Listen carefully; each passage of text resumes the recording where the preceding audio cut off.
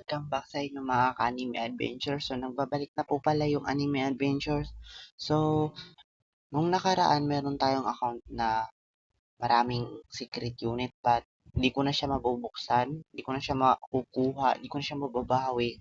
So, gumawa na lang ako ng account. So, yung gusto na makalaro ako. So, ito yung ang sure name guys, God of Gamer 04. So, add nyo na lang ako kung gusto nyo makipaglaro sa AA or Anime Adventure, so add nyo na lang ako. So, meron din tayong Facebook account. So, follow nyo na lang ako guys. So, yan din. Nangangarap na maging isang Posted lang yan, ML lang yan lahat guys. Kasi nga, wala pang Anime Adventure nun. So, ngayon, maglalaro na lang tayo. Papakita ko din sa inyo yung bago kong account pero swerte, gano'n. Swerte siya sa mga trade reroll. So, papakita ko lang sa inyo yung ating unit din. Okay na. So, mag-update na lang ako since tinatry ko pa makukuha si Aizen. Nag-ipon ako ng 30k sa star ng event pero wala pa rin guys. So hard to get talaga yung Aizen na yan. So, trying pa rin.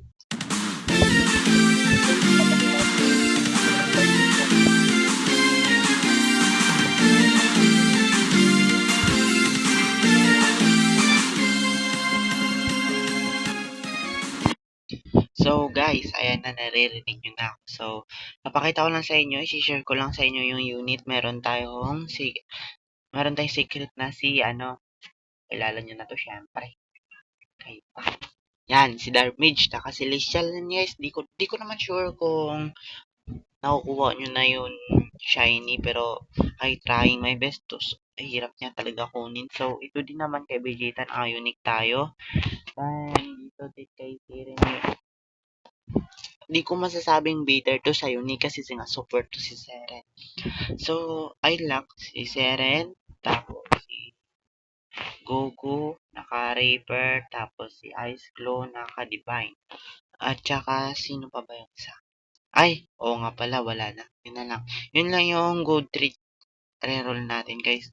So, kayo ba? Level 59. Meron na bang unique, dalawa, divine, or Reaper o Celestial? Diba? Wala. So, hindi ko naman pinagyayabang itong ating treat reroll. Pinapaalam ko lang sa inyo na ito, ganito, ganyan yung ating treat reroll habang yung isang account natin, di na natin mabubuksan. Yung main account natin, guys, di ko na talaga mabubuksan kahit anong gagawin ko. Pinapalitan na ng Gmail, wala talaga, guys. So, ang gagawin na lang natin dito, tatry natin kunin yung Aizen, pero naubos na. 75 na lang. 33k yan guys. Pero ngayon di na umabot. Sadly nga. Ang hirap. So nga pala guys. Ito, may pinapaibol ko kanina. Ito. Ayan, pinapaibol ko siya kanina para lang makakuha tayo ng treat reroll. So, yung pagka nakakuha ko ng treat reroll, tinitreat reroll ko kay Dark Mage. So, nakakuha tayo ng Celestial. So, laro tayo guys habang ikikwento ko yung pangyayari ng account na to. Sobrang lucky. Parang lucky treat lang to eh. Sa treat lang siya ay mali pa. So, kwento muna natin tong buhay ng ating unit. So, yung Vegeta, hindi ko talaga siya iniisip na makukuha ko siya since unique in one click. O nga guys, maniwala kayo sa akin o sa hindi. Since one click lang talaga yun, nakakuha tayo ng unique. So, hindi ko naman pipilit kung ngayon yung maniwala. So, yun talaga yun. So, guys, patapos na yun pala to. Wala na tong chance na makakuha ng unique, pero try natin. So, ayan na guys. Ituturo ko na lang din sa inyo kung paano magpo-fuse ng Goku. Di ba yung iba, Goku then Bigo, Midge. So, guys, yung iba, maglalapag lang ng Goku. Isasabihin ko na lang, hindi ko na lang hindi ko na lang 'to i-ano pa, explain ko na lang kung paano siya makakuha ng big damage. 'Di ba yung iba hanggang sa may fuse, ipo-fuse na agad nila.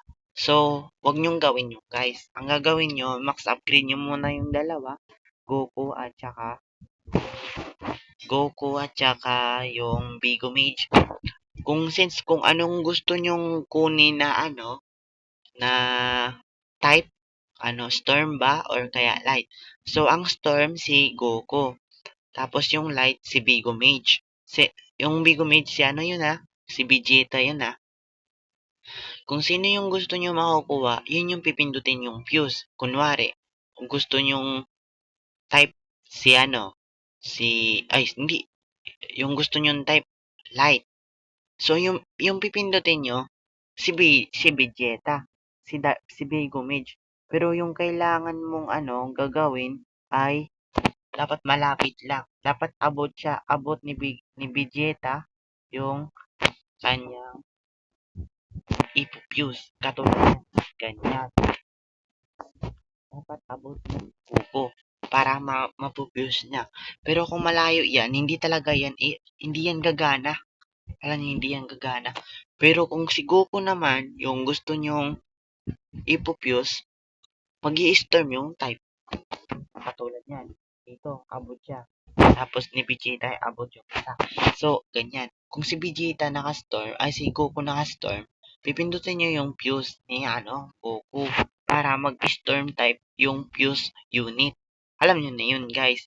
So, ganyan yan. Hindi naman, kunwari, si Vegeta may SSS, tapos E+. Kung gusto nyo kunin yung dalawa. So, si Vegeta yung pipindutin yung fuse. Nagigits nyo ba ako, guys? So, alam kong nagigits nyo kasi matalino kayo sa larong to. Need ng utak to So, ayan. So, unang-una, maglalapag muna kayo ng 4 na unit. Yan. Siyempre, yung isa, mawawala talaga yan.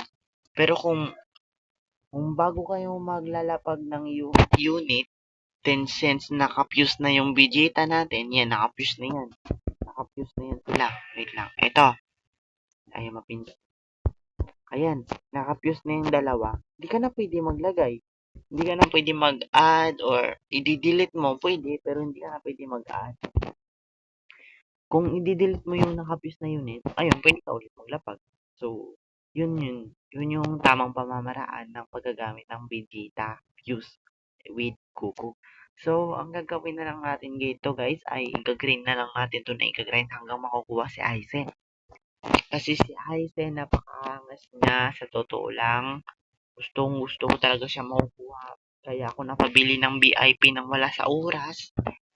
Pero sadly, wala pa rin akong nakukuha na Aizen na pangalan sa ating store unit event. So guys, hindi na ako magtatagal. Pinapakilala ko lang ang aking napakaangas na account. So, yan po yung name niya, Rogueplays, pero yung user niya, God of Gamers. So, nakikita niyo yun sa first video natin. So, ngayon guys, wala na tayong ibang gagawin kung hindi mag-grind hanggang makukuha yung ating IC na pinapangarap sa buhay. So, ayun na. So, ako'y magpapaalam na and welcome back Anime Adventure na sana po magtatagal ka na and sana hindi ka na mawawala kasi maraming tao yung naglalaro nito. Siyempre, dito din ako natutuwa kahit 17 years old na ako guys or 18. Coming 18 naman ako guys. So, hindi na ako matatakot na baka mababan yung account natin kasi minor age. Don't worry guys. Coming March 15, birthday ko na po. So, hindi na tayo masisita ng YouTube channel kung bata man, pero minor age, ganun. Wala na tayong guys. So, pinapakilala ko lang sa inyo yung mga unit. Si Vegeta, meron tayong unique. Si Dark Mage, meron tayong Celestial. Tapos si Seren, merong unique. Tapos si Goku, meron tayong Reaper.